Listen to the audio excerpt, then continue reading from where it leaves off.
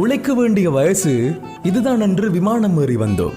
வாழ வேண்டிய வயதும் இதுதான் என்பதை மறந்து வெளிநாடு என்பது ஒரு வினோதமான சிறைச்சாலை.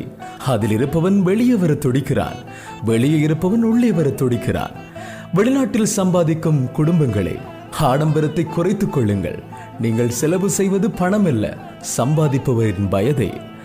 என்னை வளர்த்த பெற்றோரின் கடைசி காலத்திலும் இல்லாமல், நான் பெத்த பிள்ளைகள் வளரும் தருணத்தில் இல்லாமல் என்ன வாழ்க்கை இது?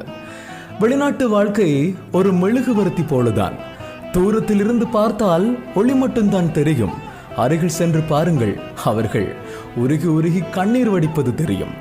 ஓடி ஓடி உழைத்தாலும் கையும் காலும் விரைத்தாலும் அன்பாக பேச யாரும் இல்லை.